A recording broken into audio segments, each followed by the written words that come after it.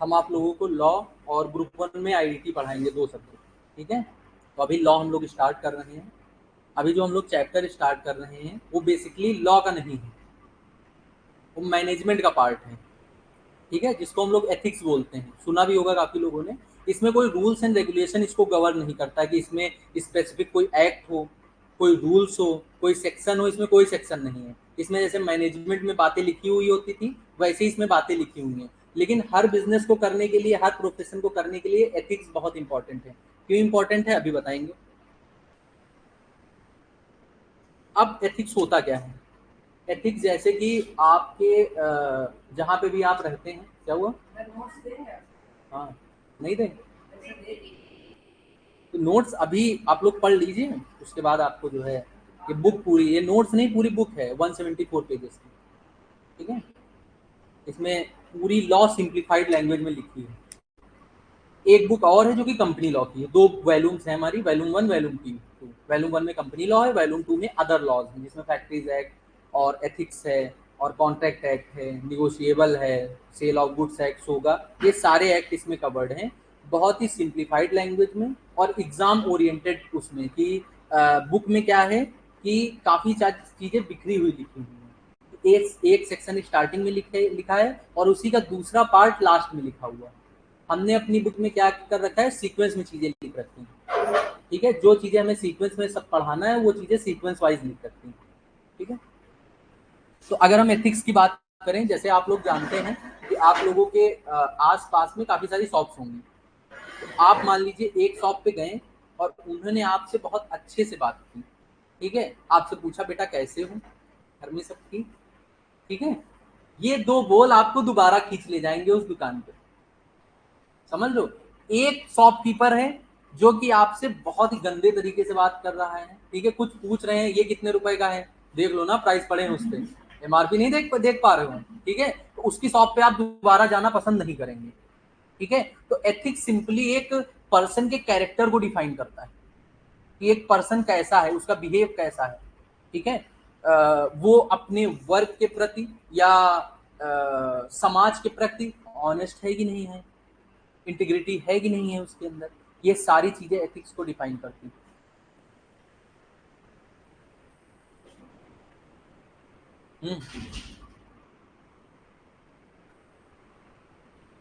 ठीक है, ठीक है, ठीक ठीक ठीक ठीक। हाँ हाँ, समझ गए।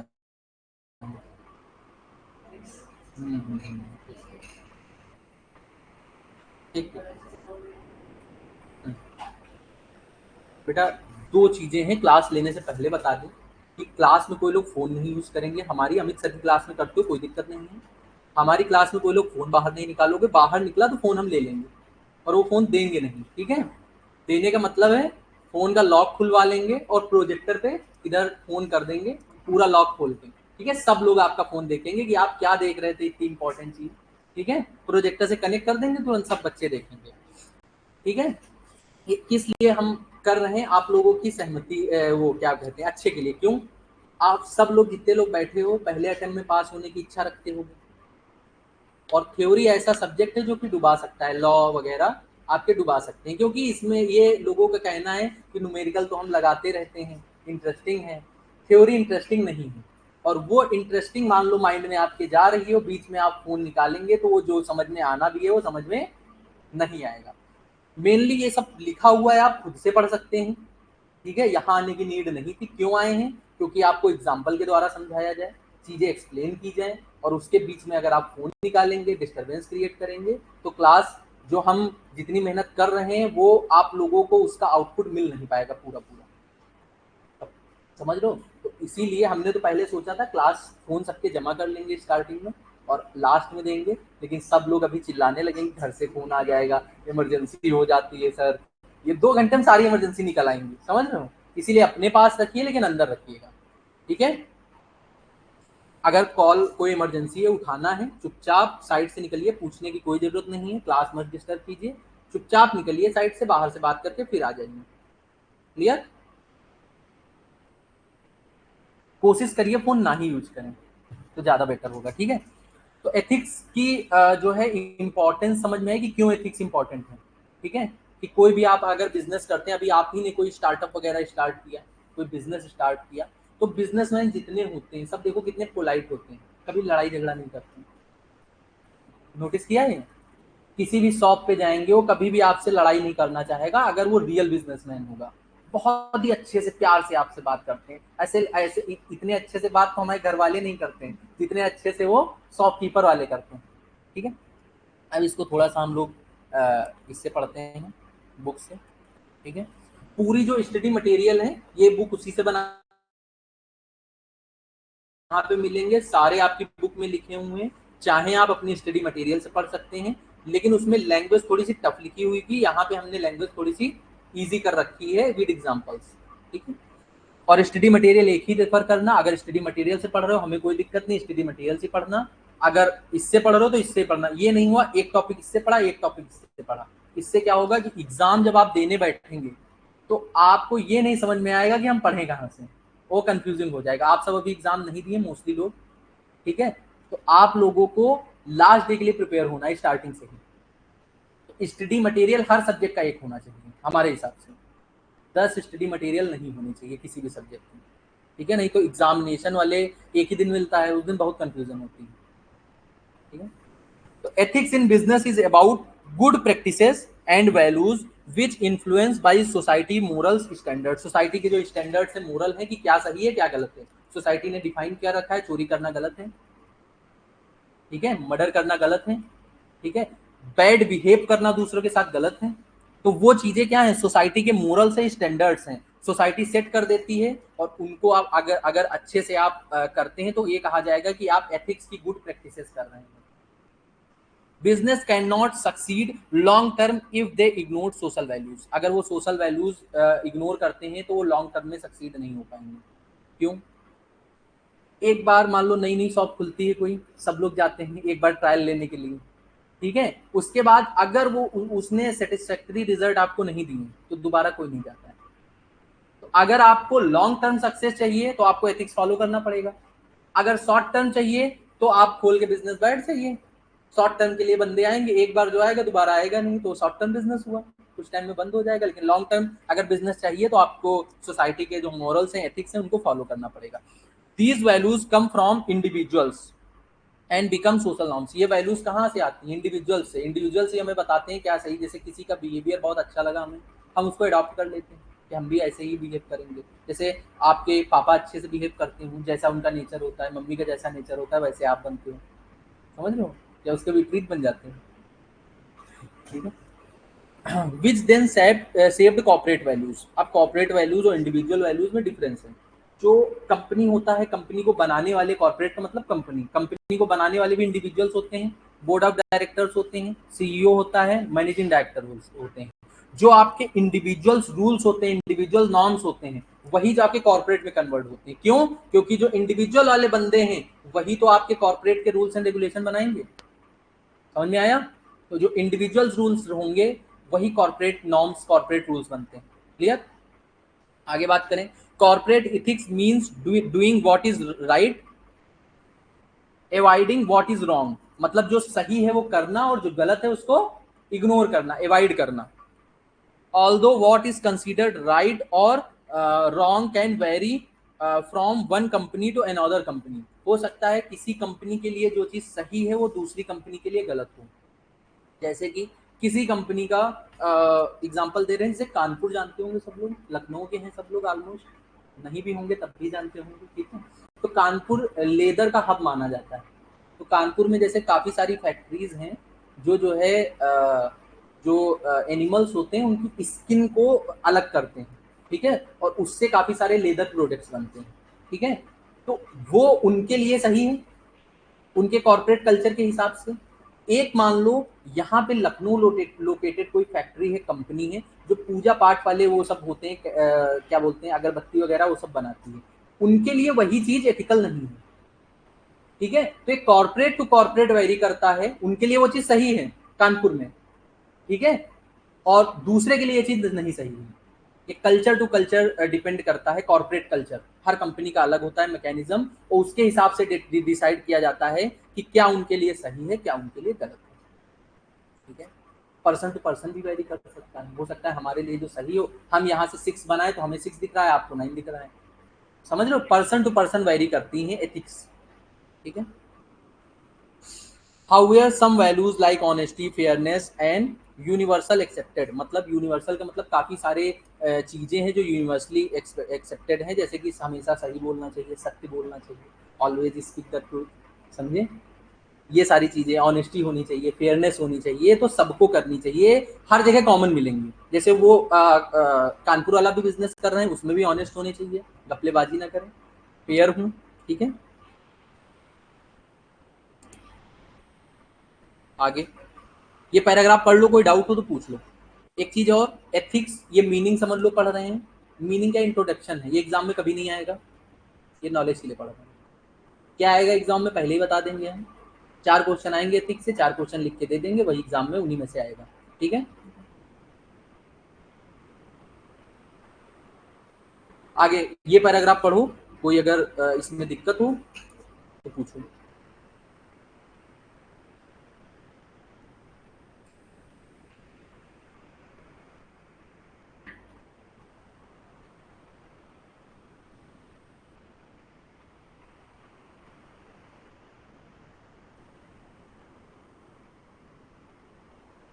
और तो कोई पढ़ ही नहीं रहा है।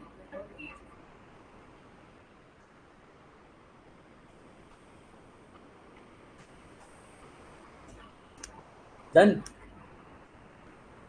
Ethics refers to set of rules, इसमें रूल्स होते हैं, ठीक है, जो बताते हैं क्या सही है क्या गलत है, राइट एंड रॉन्ग कंडक्ट, क्या हमें करना चाहिए क्या नहीं करना चाहिए। It comes from Latin word, जितने भी आपके पूरे लॉ में पढ़ोगे, पूरे मैनेजमेंट में पढ़ोगे, जितने भी वर्ड्स आते हैं सब लैटिन से ही आते हैं, इनका यही काम था, डिफरेंट डिफरेंट वर्ड्स बनाना। ठीक है, एथोस जिसका नाम होता है कैरेक्टर, जिसका मतलब होता है कैरेक्टर, हमने पहले ही बताया था, एथिक्स एक पर्सन के कैरेक्टर को डिफाइन करता है कि वो कैसा है। ठीक है, तो वही चीज आई है, एथोस से आया है, जिसका जो है मतलब है character. Ethics is a social science, social science का मतलब समाज में कैसे बिहेव करना है। ठीक है, एक सामाजिक विज्ञान है, काफी लोगों के यूपी बोर्ड में ये एक वो होता था, सब्जेक्ट होता था, सोशल साइंस, सामाजिक विज्ञान, शायद अभी भी होता है पता नहीं। That deals with concept like right and wrong, moral and immoral, क्या सही है क्या गलत है, क्या moral है क्या immoral है behavior. It includes universal values like human rights, obeying the law, जैसे law को जो है obey करना, human rights को protect करना, जो एक person के rights होते हैं, जैसे right to speak, अपनी बात को रखना हर जगह, ये सारी चीजें human rights होते हैं। ठीक है, and caring for people's health, लोगों की पीपल के लिए केयर करना, हेल्थ के लिए, सेफ्टी के लिए, as well as the environment. हम अगर बिजनेस कोई कर रहे हैं तो ऐसा नहीं, से कानपुर वाली फैक्ट्री का एग्जांपल लिया, तो वहां पे जब स्किन अलग की जाती है तो एक केमिकल निकलता है, केमिकल का मतलब वाटर निकलता है उससे, समझ लो, वाटर निकलता है, वो इतना हार्मफुल होता है एसिड से भी ज्यादा, उसको अगर ऐसे ही नाले में या नदी में बहा दिया जाए तो इन्वायरमेंट को बहुत ज़्यादा नुकसान होगा। तो उसके लिए प्रॉपर मैनेजमेंट रखा जाता है कि वो फैक्ट्रियों का जो वेस्ट निकल रहा है वो जो है नदी में या नालों में या ऐसी जगहों पे ना हो। इसीलिए ये सारी जो फैक्ट्रीज होती हैं, ये देखोगे रेजिडेंशियल लोकेशन से दूर होती हैं। क्यों होती हैं? इसीलिए, क्योंकि इनसे काफ़ी सारे वेस्टेज निकलते हैं। समझ में आया? एग्जाम्पल थोड़ा सा गंदा है, ये स्किन वाला है, क्या करें, सही यही बैठता है एथिक्स को समझाने के लिए। ठीक है, ethics are shaped by social norms, जो सामाजिक के रूल्स एंड रेगुलेशन है समाज के, उनको शेप्ड करता है, मतलब उनको एक क्या बोलते हैं, शेप में लाता है, यही बोल पाएंगे। कल्चर होता है लोगों के, रिलीजन होता है, उनको गाइड करता है, जैसे कोई चीज हमारे लिए सही हो सकती है सामने वाले के लिए गलत, ये चीज हमने बताई थी। रिलीजन टू रिलीजन वेरी करता है कि हमारे लिए क्या सही है और सामने वाले के लिए क्या गलत है। अब रिलीजन को हम यहाँ पे ज्यादा डिफाइन नहीं कर सकते। ठीक है, guiding how individuals behave towards each other and fulfill their obligation to society. In business, ethics apply to decision making and action taken by the individuals, groups and organization. Ethics जो है decision making में भी apply होती है, individual, group and organisation, पूरे organisation में जहां जहां पे भी बिजनेस है वहां वहां एथिक्स होनी चाहिए। ठीक है, अब कोई मान लो यहाँ बिजनेस में आए कोचिंग में इंक्वायरी लेके, ठीक है, और हम उससे जो है अच्छे से बिहेव ना करें, तो क्या वो एडमिशन लेगा? तो बाहर ही से भाग जाएगा, क्योंकि सर तो सही से बात ही नहीं करते। अभी जब ये हाल है, जब पैसे लेने हैं तब ये हाल है, तो पैसे लेने के बाद क्या हाल होगा? समझ में आ रहा है? Professional ethics is specific to certain professional like lawyer, accountants and management who have specialized knowledge and responsibility। मतलब सबके प्रोफेशनल एथिक्स अलग अलग होते हैं। मतलब कि जैसे हम सीएमए बने, तो सीएमए बनने के बाद मेंबरशिप ली हमने। मेंबरशिप में एक बुक आती है कोड ऑफ कंडक्ट एथिक्स की, जिसमें लिखा होता है आपको क्या करना चाहिए क्या नहीं करना चाहिए। जैसे कि हम सीएमए हैं, तो हम अपने नाम का इतने बड़े से ज्यादा बोर्ड नहीं लगा सकते कहीं। समझ लो कि अब हमारी फर्म है, हम अपना जो है टैक्स का काम करते हैं, ये कर कोई भी काम करते हैं, तो हम अपनी पब्लिसिटी जहां पे हमारा बिजनेस है उसके सिवाय कहीं नहीं कर सकते हैं कि पूरे शहर में बोर्ड लगवा दें अपने। ऐसा नहीं कर सकते, उसमें ये सब लिखा हुआ है। ठीक है, ये प्रोफेशनल एथिक्स के अगेंस्ट होता है। उसी तरह लॉयर्स की काफी सारी चीजें होती है जो उनके जो कोड ऑफ कंडक्ट है उसमें लिखा हुआ होता है। आईसीआई की बात नहीं कर रहे हैं, हम आईसीएमआई की बात कर रहे हैं। ठीक है, हम यहाँ पे सीएमए को पढ़ा रहे हैं और हम सीएमए स्पेसिफिक बातें करते हैं, हम सीए की बातें नहीं करते हैं। तो कृपया अगर सीए वाले डाउट हो तो क्लास के बाद आए, बता सब देंगे। लेकिन अभी क्या है, बच्चे इस वजह से खुद पढ़ रहे हैं कि उनको सीएमए स्पेसिफिक कंटेंट मिल रहा है। सीए की बातें हम क्यों करने लगे? आईसीआई के हम कोड ऑफ कंडक्ट क्यों बताएं? तुम लोग सीएमए कर रहे हो ना, सीएमए बनना है ना। क्लास के बाद पूछो, आराम से डिस्कस होंगी चीजें।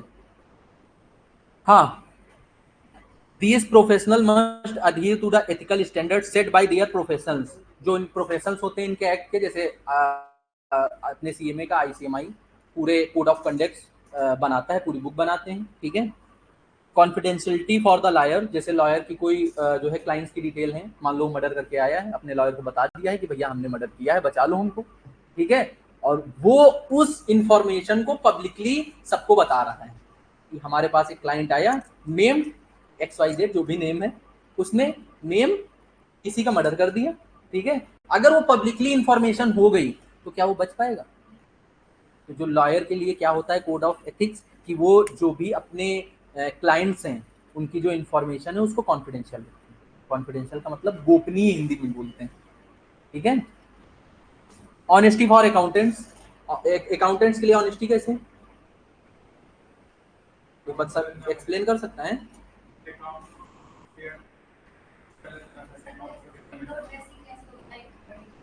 ऑडिट पढ़ी है क्या तुमने? हाँ, हाँ, और कोई, और कोई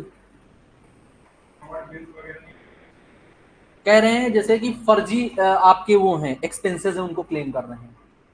ठीक है, जिससे कि हमारा प्रॉफिट कम हो, टैक्स हमें कम पे करना पड़े। जितना ज्यादा प्रॉफिट होगा उतना ज्यादा टैक्स पे करना पड़ेगा। जो टैक्स का कैलकुलेशन होता है नेट प्रॉफिट पे होता है। ठीक है, तो अगर हम अपने प्रॉफिट को कैसे करके कम कर सकें तो हमारा क्या होगा, टैक्स बच जाएगा। तो अकाउंटेंट्स क्या होते हैं, फर्जी के एक्सपेंसेस दिखाए हैं। टेलीफोन एक्सपेंसेस 1 लाख रुपए, कौन सा टेलीफोन लगाया है आपने, तो 1 लाख रुपए के एक्सपेंसेस हो रहे हैं। तो ठीक है, इसके लिए आपके ऑडिटर्स होते हैं सीए में, जो कि वाउचिंग एंड वेरिफिकेशन करते हैं। मतलब हर एक्सपेंसेस के पीछे उसका इनवाइस लगा होना चाहिए। ठीक है, पूरे पक्का प्रूफ होना चाहिए कि आपके एक्सपेंसेस हुए ही हुए हैं। क्लियर? टाइप्स ऑफ एथिक्स अभी हम बाद में पढ़ेंगे, सबसे पहले ये पढ़ेंगे एथिक्स पढ़ते क्यों है, इंपॉर्टेंस क्या है इसका। ठीक है, पढ़ो इसको।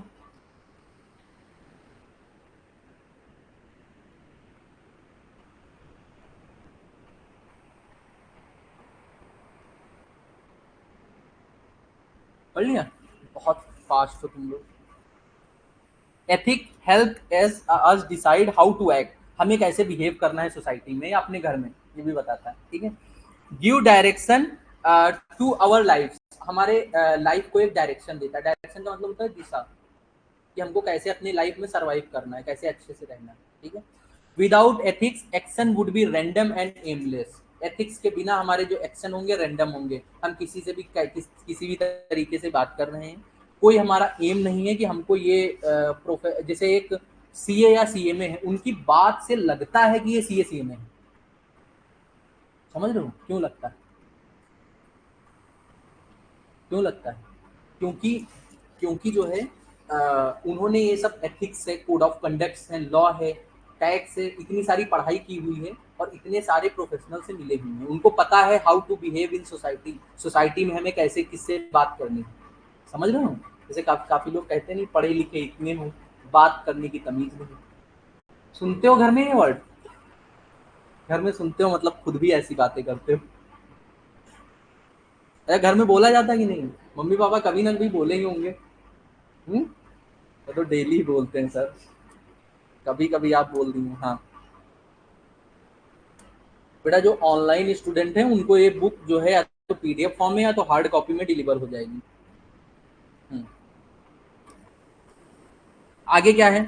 एथिक हेल्प करता है हमको कि अपने गोल्स को ऑर्गेनाइज करें। Actions to achieve what is important to us, मतलब हमारे लिए क्या इंपॉर्टेंट है उसको हम अचीव करने के लिए एक्शंस का मतलब होता है प्लान करें कि हम उसको गोल को कैसे अचीव करेंगे। ठीक है। Flaws in our ethics can reduce our chances of success. अगर हमारे एथिक्स में कहीं पर भी ऐसा कुछ हुआ कि हम एथिकली बिहेव नहीं कर पा रहे हैं तो हमारे चांसेस ऑफ सक्सेस जो है वो घट जाएंगे। जैसे कि हमें अपना क्लाइंट मेंटेन करना है, प्रैक्टिस कर रहे हैं, तो हमें अपना अगर क्लाइंट मेंटेन करना है तो हमें क्या एथिकली लोगों से अच्छे से बात करनी पड़ेगी। अगर उसने हमको सर बोला है तो हमें भी उसे सर बोलना है। आजकल देखो, आप पढ़े लिखे हो चाहे ना हो, गांव से उठ के आए हो, किसी भी कंपनी के रिसेप्शन पे चले जाओ, वो आपको सर ही बात कह के बात करेंगे, वो बहुत ही इज्जत से बात करेंगे, भले आप स्लीपर पहन के जाए। समझ रहे हो? ये क्या है? एथिक्स है। उन्हें सिखाया गया, उनके एडिकेट्स हैं कि कैसे बिहेव करना है आपको सोसाइटी के पीपल्स के साथ। अगर एक बार आपको वहां से मान लो आप की ड्रेसिंग सेंस अच्छी नहीं है, स्लीपर्स नहीं अच्छे हैं, मतलब स्लीपर गंदे वंदे ऐसे करके गांव से उठ के आप आए हैं, आपको एक बार भगा दिया जाए तो 1-2 साल बाद जब आपके पास पैसे भी आ जाएंगे, आप उस कंपनी में जाना जो है वो करेंगे कि हम उस कंपनी में जाएं? नहीं करेंगे। ठीक है। A strong ethical foundation requires a standard of value which is our own life and happiness। एक स्ट्रॉन्ग एथिकल फाउंडेशन होना चाहिए हर कंपनी का, हर पर्सन का, कि हमको कैसे बिहेव करना है। जैसे सबके एथिक्स के फाउंडेशन मतलब न्यू जो होती है वो अलग अलग होती है, जो बेसिक टर्म्स होते हैं। ठीक है, कि अपने रूल्स एंड रेगुलेशन, हमने बताया एथिक्स का कोई रूल्स नहीं है कि ऐसे ही आपको बिहेव करना है। हर पर्सन की अपनी अपनी अलग अलग एथिक्स हो सकती है। Clear? Ethics guide not only emergency, ऐसा नहीं है कोई इमरजेंसी सिचुएशन आई तो एथिक्स आप फॉलो कर ले, ऐसे रेगुलर फॉलो नहीं कर सकते। एथिक्स एक ऐसा टूल है जिसको डे टू डे एक्टिविटीज में हमें फॉलो करना है। ठीक है, ये एवरीडे चॉइस है, डे टू डे डिसीजंस में हमको फॉलो करना है। Ethics help us understand our relationship with others. हमें ये देखना है हमारे एक दूसरे के साथ रिलेशनशिप कैसे है। रिलेशनशिप कैसे? बातचीत से बनते हैं, जब आप अच्छे से बिहेव कर रहे हैं। फ्रेंड्स भी तभी बनते हैं जब उनको इज्जत दो। आजकल के सिचुएशन ये, समझे? फ्रेंड्स भी आपके तभी बनेंगे बाद में, भले ही चीजें इज्जत वाली ना रहे, समझे? एक दूसरे को अच्छे से जानने के बाद, साल 6 महीने के बाद, लेकिन स्टार्टिंग में आपको ये करना पड़ेगा। Which is essential for our well being and happiness, जो कि हमारे वेल बींग मतलब अच्छे होने का और हैप्पीनेस का राज है। ethical ethics recognize that life itself is valuable and that sacrifice it is neither necessary nor helpful। इसका क्या मतलब है लास्ट लाइन का? है लास्ट लाइन का मतलब आप लोग बताएं।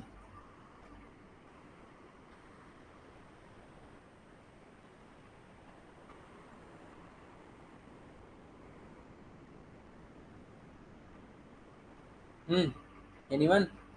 एनीवन? No one?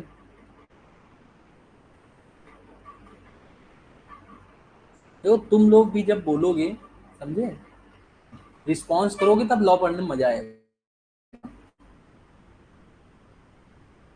अकेले हम कथा की तरीके सुनाते चले जा रहे हैं, मजा नहीं आएगा, समझे? बोर हो जाओगे। कुछ टाइम बाद क्या होगा, धीरे धीरे होता है ऐसा थ्योरी की क्लास में, बहुत हुआ है सर। लास्ट लाइन का मतलब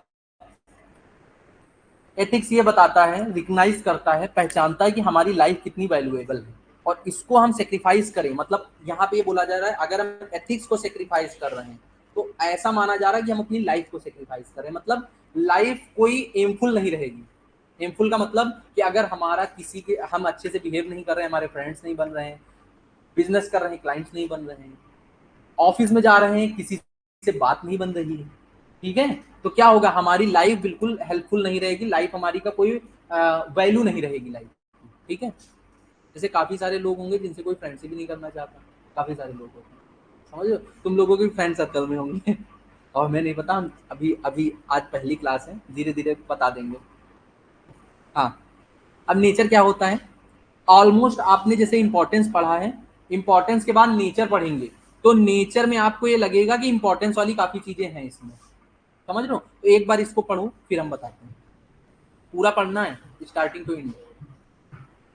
अब यही चीजें पैराग्राफ फॉर्म में आपकी बुक में दे रखी है, हमने पॉइंटर्स में दे रखी है, ठीक है, जिससे कि लर्न करने में आसानी होगी। और एथिक्स लर्न करने वाली चीज नहीं है, हमने जब पढ़ा था तो हमने भी लर्न नहीं किया था, 4-5 बार पढ़ लिया फिर जाके अपने हिसाब से लिखना है, क्योंकि एथिक्स का कोई रूल्स एंड रेगुलेशन तो है नहीं, लिखना तो अपने हिसाब से। बिल्कुल लिख सकते हो, वो लिखने वाली चीजें हम बताएंगे कि कैसे एग्जाम में लिखना है आपको, ठीक है, आंसर राइटिंग, कैसे केस लॉ लिखना है, कैसे थ्योरी वाले क्वेश्चन लिखने हैं, सब बताएंगे। लॉ की टेंशन मतलब भूल जाओ, लॉ में बस ये करना है, डेली क्लास करना है, और डेली कम से कम अभी तो 1 घंटा डेली लॉ को रिवाइज करना है, मतलब जितना हम पढ़ाएंगे वो अगले दिन रिवाइज करके क्लास में बैठना है। अगर डेली ये 6 महीने तक कर लेते हो, लॉ में कोई पास होने से रोक नहीं सकता, ये गारंटी हमारी है, लेकिन डेली कर नहीं पाओगे, दिक्कत ये है, प्रॉब्लम यही है, डेली पढ़ कहाँ पाते हो,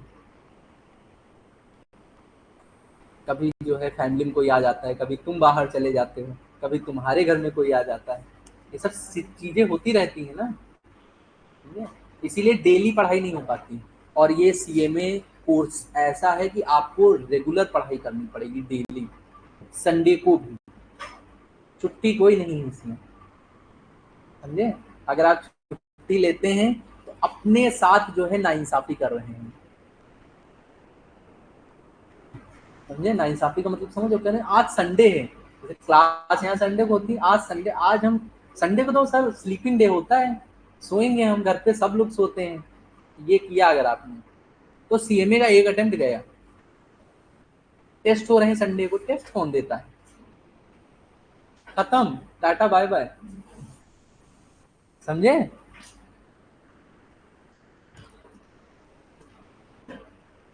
और जो बच्चे बात मानते हैं, सब कुछ करते हैं, वो पास हो जाते हैं एक अटेम्प्ट में, और जो नहीं मानते वो खुद ही जिम्मेदार होते हैं, हम लोग उनके लिए क्या ही कर सकते हैं, दुआ ही कर सकते हैं कि पास हो जाए।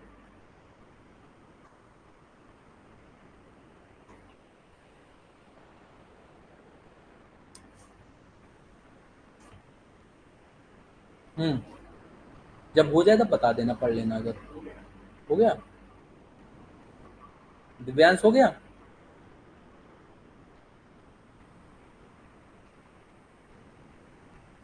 कह रहे हैं सक्सेस इन्फ्लुएंस होती है कुछ फैक्टर से, जैसे हमारे ऑर्गेनाइजेशन का कल्चर कैसा है, कल्चर इन द सेंस, हमारे यहाँ जो है ऑर्गेनाइजेशन में फोन अलाउ नहीं है, जैसे काफ़ी सारे हमारे फ्रेंड्स हैं जो है जॉब वगैरह ज्वाइन किए हैं, किसी किसी के ऑर्गेनाइजेशन में फ़ोन ही नहीं लेके जा सकते, फ़ोन बाहर वॉचमैन बैठा रहता है, वहाँ सबमिट हो जाता है, समझे, ऐसे पैसे से क्या फ़ायदा है, समझ रहे हो।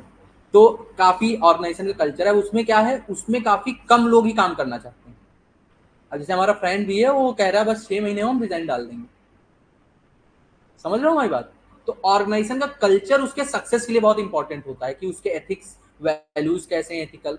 और जैसे हमने एक जगह जॉब ज्वाइन की थी, ठीक है, और वहां पे क्या था, वहां पे अगर आई कार्ड आपने नहीं पहना है तो 200 रुपीज पर डे के हिसाब से फाइन होता था, एक दिन आई कार्ड अगर देख लिया एचआर ने नहीं पहना है तो 200 रुपीज पर डे फाइन, ठीक है। आपने अगर प्रोफेशनल वेयर में आप ड्रेसअप नहीं है, जैसे हम लोग सीएमएस थे तो हम लोगों को कोई ड्रेस कोड अलाउ नहीं था, हम हॉस्पिटल में थे, तो वहां पे क्या था कि वहां पे ड्रेस कोड था, सारे हॉस्पिटल वाले स्टाफ का होता है, लेकिन हम लोग जो प्रोफेशनल्स थे उनके लिए कोई ड्रेस कोड नहीं था कि ड्रेस पहन के आना है, हम लोगों को ये था कि प्रोफेशनल वेयर में, अगर प्रोफेशनल वेयर नहीं हुआ, जैसे कि हम कोई शर्ट पहन के चले गए जो कि चेक वेक वाली इस टाइप की हुई, ठीक है, तो 500 रुपए कट गए सैलरी से हमारी डायरेक्ट।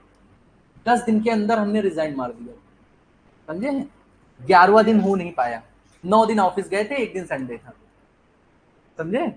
10 दिन के अंदर हमने रिजाइन मार दिया। हम कहे ऐसा कॉर्पोरेट कल्चर कौन वो करेगा कि कुछ भी हम करें डायरेक्ट उसका रिलेशन सैलरी से है। सैलरी क्यों काट रहे हो, समझे?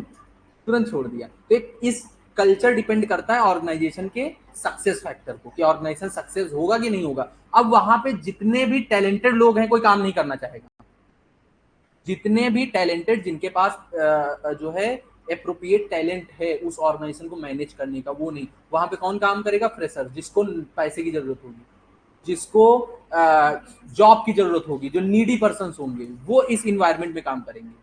बाकी जो प्रोफेशनल्स हैं जिनके पास नॉलेज है, जिसके पास जॉब की कमी नहीं है, वो लोग वहां पे काम नहीं करेंगे। वहां का मैनेजमेंट कैसा है? जैसे कि वहां की सीएफओ थी, सीएफओ चीफ फाइनेंशियल ऑफिसर, ठीक है, वो सीए थी, ठीक है। वो उनका क्या था, वो अच्छे से बात नहीं करती थी, मतलब वो एथिकली बात नहीं करती थी। उन्होंने काम दिया किसी पर्सन को, ठीक है, हम अपनी बात नहीं कर रहे हैं, नीचे वाले हमारे अंदर करीब 10 अकाउंटेंट थे, ठीक है, तो काम दिया उनको, काम नहीं किया तो चिल्लाने लगी उनके ऊपर, साउट करने लगी। तो ऐसे अगर आप बिहेव कर रहे हैं, 2-3 अकाउंटेंट रिजाइन करके भाग गए। आपके ऑर्गेनाइजेशन में कोई भी ऐसा बंदा जिसके पास ऑप्शंस होंगे वो नहीं रुकेगा, क्लियर? तो मैनेजमेंट अच्छा होना चाहिए। And ethics, not just financial statement. ऐसा नहीं कि आपके ऑर्गेनाइजेशन के फाइनेंशियल स्टेटमेंट अच्छे हो, फाइनेंशियल स्टेटमेंट का मतलब आपकी एसेट्स बहुत सारी हों, बहुत अच्छी हों, आपके प्रॉफिट बहुत अच्छे हों, तो आपका बिजनेस बहुत अच्छा है, ये नहीं बोला जाएगा। आपके वर्क कल्चर अच्छा होना चाहिए, ऑफिस का मैनेजमेंट अच्छा होना चाहिए, तब बोला जाएगा कि आपका ऑर्गेनाइजेशन सक्सेस है। ऐसा नहीं खाली प्रॉफिट दिख रहा है 10 करोड़, आपका ऑर्गेनाइजेशन अच्छा है, ऐसा नहीं होता है। काफी सारी कंपनीज हैं जिनका जो है वर्क कल्चर नहीं हो, जैसे जैसे एक कंपनी है ट्राइडेंट, नाम सुना है? सुना नहीं सुना होगा। उसने अभी एक हमारा फ्रेंड है, उसका पैकेज हुआ है 36 लाख का, 36 लाख पर एनम, ठीक है, 36 लाख पर एनम, ठीक है। तो उसका पैकेज हुआ, पैकेज इतना सारा दिया, और जो हमारे पास भी कंसेंट आई थी, consent in the sense interview के लिए, जब हम सीए में बने थे, तो उसका कल्चर क्या था कि उसने एक कंसेंट फॉर्म भरवाया था, जिसमें क्या था कि 24 आवर्स में हम कभी भी आपको ऑफिस बुला सकते हैं, आपकी शिफ्ट किसी भी टाइम हो सकती है, 24 घंटे अगर काम करवाएंगे 24 घंटे काम करना पड़ेगा। ये उनकी टर्म एंड कंडीशंस थी। हमने उसको भर के भेजा ही नहीं था, साइन ही नहीं किया था, समझे?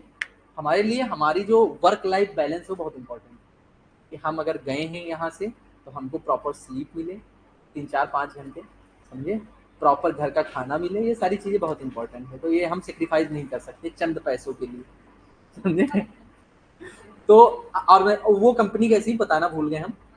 उस कंपनी का मैनेजमेंट ऐसा है कि तुम गूगल पे जाके अगर रिव्यू उसका देखोगे तो जो भी एम्प्लॉय छोड़ता है रिव्यू की कल्चर नहीं, काफी सारे ऑर्गेनाइजेशन ऐसे हैं जिनमें एब्यूजिव लैंग्वेज यूज होती है। अगर आपने कोई काम नहीं सही से किया, समझ रहे हो, तो वैसा कल्चर था उसका, समझ लो, उसका मैनेजमेंट नहीं अच्छा है। आप काम नहीं करके दिए तो आपसे किस लैंग्वेज में आपका सुपीरियर बात करेगा ये डिफाइन नहीं है, समझ रहे हो? पैसे देंगे, पैसे बहुत हैं कॉर्पोरेट में, लेकिन हमें ये डिसाइड करना रहता है कहाँ एथिकल वैल्यूज फॉलो हो रही, कहाँ का कल्चर अच्छा है, कहाँ का मैनेजमेंट अच्छा है, समझ रहे हो? खाली प्रॉफिट देख के, पैकेज देख के नहीं जाया जाता है, ठीक है। थोड़ा सा समय लग रहा है एक एक पॉइंट पे। Business ethics are crucial for long term success. Business ethics जो है वो लॉन्ग टर्म सक्सेस के लिए बहुत क्रूशियल है, बहुत इंपॉर्टेंट है, regardless of the company size industry. चाहे बिजनेस छोटा हो, एक छोटी सी अगर वो किराने वाली दुकान हो, उसको लेके एक बड़े से एमएनसीज का बिजनेस, सबका बिजनेस जो एथिकल वैल्यूज, बिजनेस एथिक्स हैं उस पर डिपेंड करता है। चाहे बिजनेस का साइज कितना भी छोटा हो और कितना भी बड़ा हो, सबकी लॉन्ग टर्म सक्सेस उसके बिजनेस एथिक्स पे डिपेंड करती है।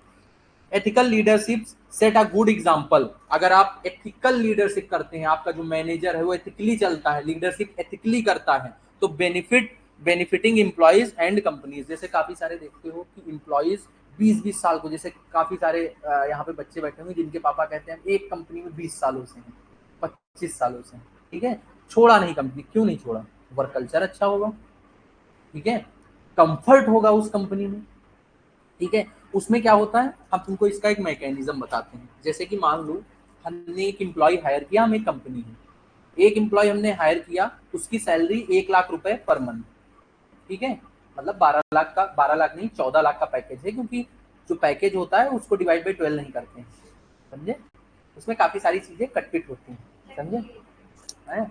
तो वो सारी चीजें जो है कटपिट होके आपकी 14 लाख का पैकेज होगा, तब 1 लाख रुपए आपको समझ लो मिलेगा। तो मान लो 1 लाख रुपए पे हमने एम्प्लॉय एक हायर किया, तो जो है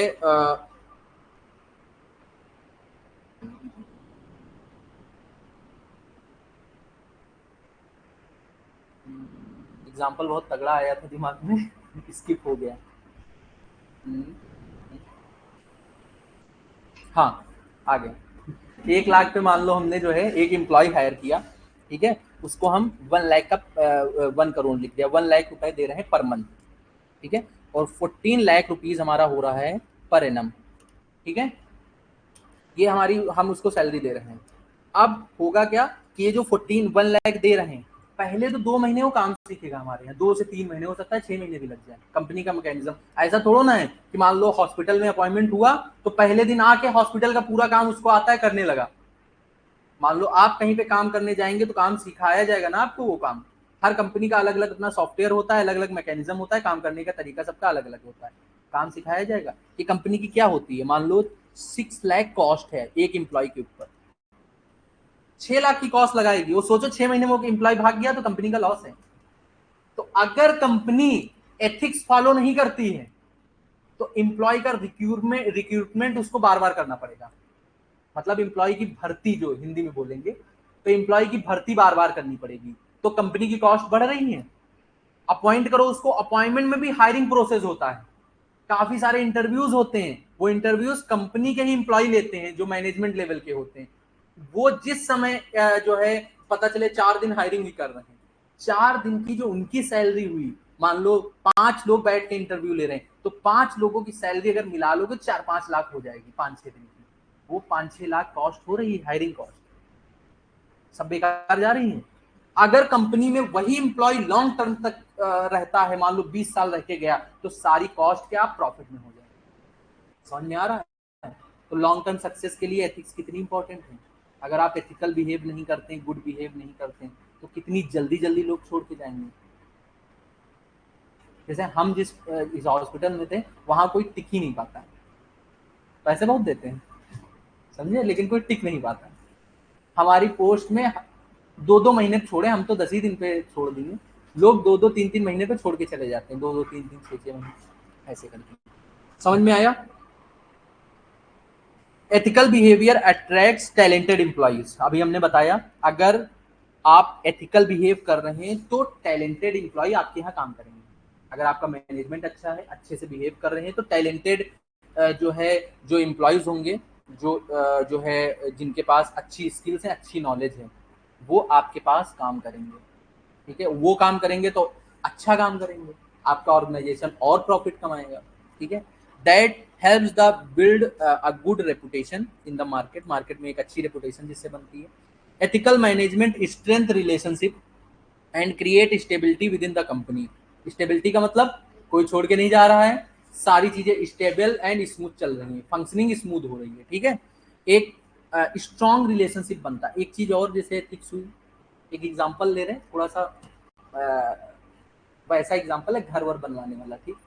जैसे मान लो घर में, कभी सबके घर में कंस्ट्रक्शन का काम हुआ होगा, एक लेबर होता है, एक मिस्त्री होता है, मिस्त्री जानते हो ना, जो घर वर बनाता है, ठीक है, सब लोग जानते होंगे, ठीक है। तो आप लोग उसको लाएं, ठीक है, मान लो सुबह 10 बजे ले आए और उससे काम करवा रहे हैं, दिन भर 2 पर्सन की बात कर रहे हैं यहाँ पे। एक पर्सन ऐसे होंगे जो कि एथिक्स फॉलो कर रहे होंगे, एक लोग एथिक्स फॉलो नहीं कर रहे हैं, ठीक है। पहले हम बात करते हैं जो एथिक्स फॉलो नहीं कर रहे हैं, उसको लाएं, उससे कहें ये तुमको काम करना है, उसको छोड़ दिए, और मतलब उससे बहुत ही रूडली टाइप से बात करें, तुमको ये काम करना, वो करना, ऐसे करके, ठीक है। एक आए एथिक्स फॉलो करने वाले, ये क्या कर रहे हैं, भैया कह के बात कर रहे हैं कि भैया ये कर दीजिएगा, ये कर दीजिएगा, ये कर दीजिएगा, इज्जत दे रहे हैं, रिस्पेक्ट, चाहे छोटा हो चाहे बड़ा हो, respect is very important. Without respect आजकल लेबर मिस्त्री भी टिकता नहीं, एक दिन आएगा, दूसरे दिन वो मंडी में जाके खड़ा हो जाएगा, तुम्हारे घर नहीं करेगा काम, ठीक है। उसके बाद जो है आपने बीच में उसको खुद के लिए अगर चाय वगैरह बनाई उसको भी दे दिया 1 कप, ठीक है। बीच में अगर और कोई कुछ खाया पिया तो दे दिया। उसके बाद 5 बजे इन लोगों की छुट्टी होती है। अगर आप उनसे कह देंगे कि हमारा थोड़ा सा काम बचा है, आप 1.5-2 घंटे और कर दीजिए, वो एथिक्स जो फॉलो कर रहा है बंदा वो कर देगा, और जो एथिक्स नहीं फॉलो कर रहा है वो 5 बजे हाथ वाथ धो के खड़ा हो जाएगा, वो 1 मिनट भी एक्स्ट्रा नहीं रुकेगा। तो एथिक्स फॉलो करने से मान लो आपने 50 रुपीज उसके ऊपर एक्सपेंस कर दिए पूरे दिन में, उसको जो सिगरेट बीड़ी जो पीते हैं वो सब दिलवा दिया, सब जो भी रिक्वायर्ड चीजें हैं उसकी, ठीक है, ये सब फॉलो करवा दिया, तो वो एक्स्ट्रा काम कर देता है आपका, ठीक है। और अगर ये चीजें आपने बिहेव नहीं किया तो वो नहीं करेगा। जैसे अभी कल ही का एग्जांपल बताएं, हम एक इलेक्ट्रीशियन लाए, बगल वाली क्लास में काम चल रहा है, ठीक है, तो उसको हम लाए थे एक काम के लिए, ठीक है, बिहेव हमारा अच्छा था, उससे हमने 5 काम करवाए, ठीक है, तब भेजा है उसको, समझ लो, हम और अमित सर दोनों लोग थे, 5 काम करवा के तब भेजा है। और वो चला गया था बीच में, उसके बेटे बेटे को छोड़ना था स्कूल से घर, चला गया और फिर आया, वो कह लगे हम बस छोड़ के आ रहे हैं, समझे, आधे घंटे के अंदर फिर आ गया, फिर काम करने लगा और अच्छे से काम करके गया, नंबर देके गया कि भैया कभी कोई जरूरत हो तो हम ही को बुलाइएगा। एथिक्स, समझ लो, कह रहा अच्छे से, चाय मंगवाई उसके लिए भी मंगवाई चाय, उसको भी पिलाया, समझ रहे हो सब क्या है एथिक्स, ये सब क्यों सिखा रहे हैं तुम लोगों को, ये सब क्यों इस सब्जेक्ट में डाला गया, इसलिए डाला गया क्योंकि तुम भी कभी ना कभी अभी जाके किसी कंपनी में आप लोग एम्प्लॉय होंगे, मैनेजमेंट की पोस्ट पे होंगे, धीरे धीरे आगे ऊपर पोस्ट पे बैठेंगे, तो आप अगर अपने सबऑर्डिनेट मतलब नीचे वाले के साथ कोऑर्डिनेशन अच्छे से करना सीखेंगे तभी काम कर पाएंगे। कॉस्ट एंड मैनेजमेंट अकाउंटेंट, आपको मैनेजमेंट आना चाहिए, CMA, ठीक है। Ethics help employees make better decisions quickly, boosting productivity and moral. अगर आप एथिक्स फॉलो करते हैं तो अच्छा डिसीजन लेंगे आप, प्रोडक्टिविटी बूस्ट होगी, मतलब जो आप प्रोडक्शन का काम करते हैं वो फास्ट होगा, लोग अच्छे से काम करते हैं। जैसे ऑर्गेनाइजेशन भी होता है मैनेजमेंट, आप एक ऑर्गेनाइजेशन में कोई फैक्ट्री वगैरह है, वहाँ पे मशीनें वगैरह चल रही हैं, जो इम्प्लॉयज मशीनें चला रहे हैं और वर्कर्स मशीनें चला रहे हैं, उनसे अगर आप अच्छे से जो है बिहेव करते हैं, एक जो है रिलेशनशिप ऐसा बना के रखते हैं कि फैमिली जैसा माहौल हो कंपनी में, तो वो लोग अपना काम समझ के करते हैं। नहीं तो क्या, ऐसे ही करके हमारा क्या जा रहा है, कंपनी का जा रहा है, समझ लो, उससे क्या होगा, वेस्ट ज्यादा होगा। अगर वो सही से काम करेंगे वेस्ट कम होगा प्रोडक्शन में, और अगर सही से काम नहीं करेंगे वेस्ट ज्यादा होगा, सही से काम करेंगे वेस्ट कम होगा। इसीलिए जो अगर देखा जाए तो अगर आप एथिक्स फॉलो करते हैं, एथिक्स का मतलब है कि अगर उनको कभी एडवांस चाहिए तो दे दो, ऐसा नहीं पैसे देंगे, पैसे काट के देंगे, सैलरी काटे दे रहे हो, 10,000 सैलरी तो 8,000 मिल रही है उनको हर महीने, समझ लो, छोटी छोटी बातों पे आप जो है सैलरी काट रहे हैं, तो ये सब चीजें जो है बिजनेस को खराब कर देती, लॉन्ग टर्म में बिजनेस चल नहीं पाएगा।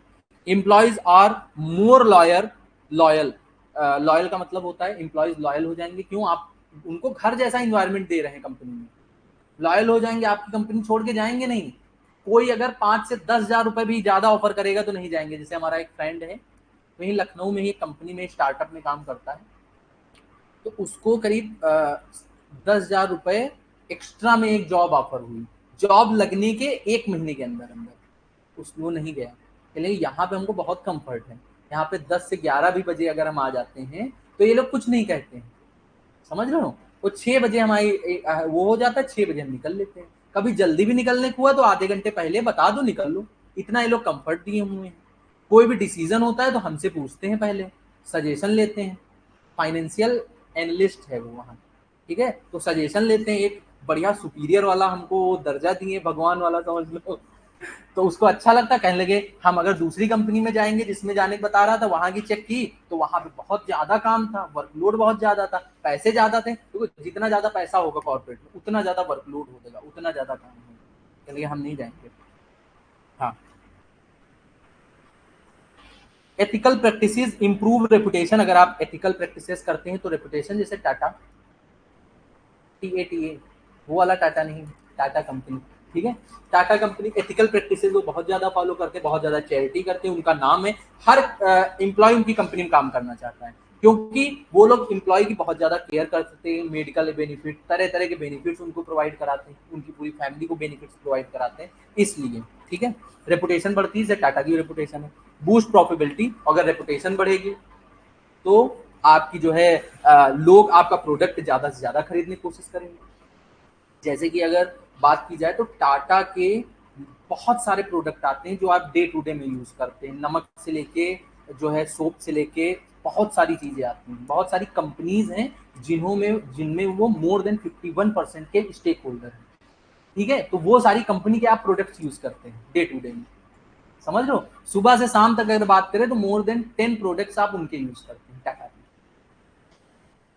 क्यों, किस वजह से? रेपुटेशन। लोग कहते हैं ये इतना अच्छा काम कर रहे हैं, सीएसआर वगैरह कर रहे हैं, मतलब जो कॉर्पोरेट सोशल रिस्पॉन्सिबिलिटी में जो डोनेशन वोनेशन टाइप का होता है वो कर रहे हैं, तो इनके प्रोडक्ट्स लेने चाहिए। Companies with strong ethical reputation attract investors. Company shark tank देखते हो सब लोग? नहीं देखते, देखा होगा कभी ना कभी, ठीक है। ठीक है, तो शार्क टैंक में देखोगे जिसकी स्ट्रॉन्ग एथिकल फाउंडेशंस हैं, जो अच्छे से बिहेव करते हैं, अच्छे से बात करते हैं और जिनका ट्रैक रिकॉर्ड अच्छा रहता है पीछे का, ठीक है। प्रॉफिटेबिलिटी नहीं देखते हैं केवल, ऑर्गेनाइजेशन की पूरी वैल्यू। जैसे कि एक सीजन 1 में आया था कमलेश, जुगाड़ू कमलेश, याद होगा अगर जिसने देखा होगा। उसका क्या था, वो किसानों के लिए एक मशीन बनाया था कुछ, जिससे कि उनका काम आसान हो जाए, ये समझ लो। तो क्या था, हाँ वो क्या था, कुछ एथिकली काम कर रहा था जिससे किसानों का काम इजी हो सके। उसमें उसने 10-15 लाख रुपए अपने घर के लगा दिए थे लोन वोन लेके, एथिकली काम कर रहा था। जबकि उसका ऐसा था कि कोई भी इन्वेस्टर उसमें इन्वेस्ट नहीं करना चाहता था, लेकिन एक जो है इन्वेस्टर ने इन्वेस्ट किया। क्यों? क्योंकि वो एथिकली काम कर रहा था, समाज के लिए काम कर रहा था, समझ लो। तो अगर आप सोसाइटी के लिए काम करते हैं तो इन्वेस्टर भी उससे अट्रैक्ट होते हैं, आपसे की कंपनी से हर इंसान जुड़ना चाहेगा। समझ में आ रहा है? हम ऐसा पढ़ा रहे हैं कि ये अगर पढ़ो भी ना तब भी एग्जाम में लिख सको। टाइम लग रहा है, समझ रहे हो, लेकिन ये दिमाग में जो एग्जाम्पल घुस रहे हैं वो एग्जाम्पल एग्जाम में याद आएंगे। अभी टेस्ट लेंगे पता चल जाएगा, ये भूल जाओगे सब जो लिखा है बुक में, एग्जाम्पल से ये याद आएगा, ठीक है। कंपनीज मस्ट एक्ट एथिकली इन एरियाज लाइक एम्प्लॉय ट्रीटमेंट। किस एरिया में उनको एथिकली काम करना चाहिए कि एम्प्लॉय से कैसे हमको ट्रीट करना है। इन्वायरमेंट फ्रेंडली हमको प्रोडक्ट्स बनाने हैं, जैसे कि हम पेड़ काट के अपनी फैक्ट्रीज लगा रहे हैं, ऐसी कोई चीजें। जैसे हमने बताया कानपुर वाली फैक्ट्री, वाटर निकल रहा है जो कि पोल्यूशन क्रिएट कर रहा है, उसका प्रॉपर मैनेजमेंट रखें, पोल्यूट ना करें। मार्केट प्रैक्टिसेस, एक हेल्दी कंपटीशन रखें, जैसे कि फाइनल में एक चैप्टर है कंपटीशन है, कंपटीशन एक्ट, वो बताता है कि हमको कंपटीशन कैसे करना है, ठीक है। ऐसा नहीं कि हम अनहेल्दी कंपटीशन कर सकते हैं, हमको एक हेल्दी कंपटीशन मार्केट में बना के रखना है। एक एग्जांपल दे देते हैं छोटा सा उसका भी, जैसे कि ऐसा नहीं करना है हमको कि जैसे हम लोग पोटैटो के सप्लायर्स हैं, मान लो 4-5 लोग सब मिलकर, और पूरे लखनऊ में हम ही 4-5 लोग बड़े बड़े प्लेयर हैं जो पोटैटोज में डील करते हैं, ठीक है। बाहर बाहर से आते हैं क्योंकि लखनऊ में मतलब बाहर से ही आएंगे, इतना पोटैटो यहाँ होता ही नहीं जो सब लोग खा पाए, ठीक है। तो जो बाहर से आ रहे हैं उनको सबको हम स्टोर कर ले रहे हैं और सोच रहे हैं जैसे ही इसकी डिमांड हाई होगी तब हम अपने गोदाउन से इसको निकालेंगे। क्या ये कंपटीशन हेल्दी है? इसको एंटी कॉम्पिटेटिव एग्रीमेंट बोला गया है कंपटीशन एक्ट में। तो ऐसे कोई एग्रीमेंट नहीं किए जा सकते, समझे, कि जो आपने एक चीज का स्टॉक लगा दिया, उसकी इमरजेंसी वैल्यू क्रिएट कर दी, सप्लाई क्रिएट कर दी, कि मतलब डिमांड क्रिएट कर दी कि इसकी डिमांड थी नहीं, कि आलू तो डेली यूज में सब लोग खा रहे थे, डिमांड थी नहीं, लेकिन आपने आपकी स्टोरेज की वजह से उसकी डिमांड 100 रुपीज कीजिए, 200 रुपीज कीजिए, ऐसे पहुंच गई, खाली जो है बड़े बड़े आदमी खा पाए आलू। जैसे ऐसा केस प्याज के केस में हुआ था, प्याज प्याज वो नियम। जी सर, जी अभी थोड़ा ही हुआ है।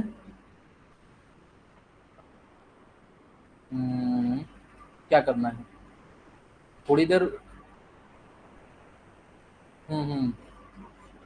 हम्म, ठीक ठीक ठीक ठीक ठीक ठीक। थोड़ी सी आज क्लास शॉर्ट ही होगी, थोड़ा इलेक्ट्रिक का काम होना है प्रोजेक्टर का बगल वाली, इसीलिए आज उस क्लास में नहीं हुई। बाकी सारा काम हो गया, कल से उसी क्लास में क्लास होगी आप लोगों की, ठीक है। आज काम थोड़ा सा बाकी है, वो कराना है, फिर कल से आप लोगों की वही क्लास होगी। तो ये समझ में आया इतना। अब 7 प्रिंसिपल्स हैं आपके पब्लिक लाइफ मतलब एथिक्स के 7 प्रिंसिपल। एक ब्रीफ इंट्रोडक्शन देते हैं आपको इसका। इसको जो 7 प्रिंसिपल आए थे इसको लॉर्ड नॉलन ने 1995 में इंट्रोड्यूस किया था, बस इतना याद रखना है इसमें। इसने इंट्रोड्यूस किया था लॉर्ड नॉलन 1995। उसके बाद हमको पढ़ने हैं सेल्फनेसनेस, इंटीग्रिटी, ऑब्जेक्टिविटी, अकाउंटेबिलिटी, ये सारे 7 हैं। ओपननेस, ऑनेस्टी एंड लीडरशिप, इसका एक्रोनियम है O2 साहिल। ठीक है, अभी लिखे दे रहे हैं। ठीक है, ओ देखोगे एक ऑब्जेक्टिविटी वाला है, ठीक है, एक ओपननेस वाला है, उसके बाद साहिल ढूंढ लो। ठीक है, O2 मतलब O2 टाइम्स है। ठीक है, O2 साहिल या साहिल O2, जो भी तुमको सही लगे। हमने जिस तरीके से पढ़ा था वो हमने कन्वे कर दिया। ये मतलब याद करने के लिए, लर्न करने के लिए बहुत वो रहेगा। और ये ऐसा क्वेश्चन है कि हर 3 अटेम्प्ट में एक बार आ जाता है, 7 प्रिंसिपल्स ऑफ पब्लिक लाइफ। तो वो अटेम्प्ट आपका भी हो सकता है, समझे। जैसे वो दिखाते नहीं हो क्राइम वाले जो एपिसोड्स होते हैं, अगला क्राइम आपके घर में हो सकता है उसी टाइप का, समझे। तो अगला जो है अटेम्प्ट आपका हो सकता है जिसमें ये आए, समझे। बाकी हम लोग कल इसको आगे करेंगे। बहुत ही मजेदार चैप्टर है, समझे। आई थिंक समझ में आया होगा, क्लियर। ठीक है, बाकी हम लोग कल करते हैं ये नोट्स। ठीक है, अमित सर से हम बोल देंगे कल प्रिंट करा के, जिसको भी लॉ की क्लास करनी है परमानेंट कंटिन्यू, वो अमित सर को बोल देगा, उतने प्रिंट निकाल के कल बुक सबको मिल जाएगी। ये वाली एक बुक मिल जाएगी, कंपनी लॉ का जब वो स्टार्ट करेंगे तब वो मिलेगी। ठीक है, ये दोनों बुक चाहिए साथ में। वो अभी अमेंड नहीं की हमने, उसमें कुछ अमेंडमेंट्स हैं। अमेंडमेंट समझते हो क्या? ठीक है, तो अमेंडमेंट्स हैं, पिछली बार वाली है। वो चाहिए हो किसी को विदाउट अमेंडमेंट तो वो ले सकता है। ठीक है, अभी हम अमेंडमेंट उसमें करेंगे बैठ के, तब होगा। सारी खुद से बनानी पड़ती है ना, किसी और को अगर देंगे तो वो गड़बड़ कर देता है। 1-2 बार हमने दी है टाइपिंग के लिए, तो उसने स्पेलिंग मिस्टेक्स ही इतनी सारी की कि हमको फिर से बैठना पड़ा। जब वही काम करना है तो हम खुद ना कर लें, समझे। या तो कोई ऐसा बंदा हो जो खुद CMA हो, उसको हम दें। ऐसे टाइपिस्ट वगैरह को ये काम नहीं दे सकते। ठीक है, तो यहाँ तक करूँ, बाकी कल आगे की क्लास होगी इसी टाइम पे 11:30 पे, और अराउंड 11:30 से 2:30, 2 घंटे की आपकी 2:30 या जो है 1:30 या 2:30 ऐसे करके क्लास होगी लॉ की, क्योंकि लॉ में कंटेंट ज़्यादा है, समझे।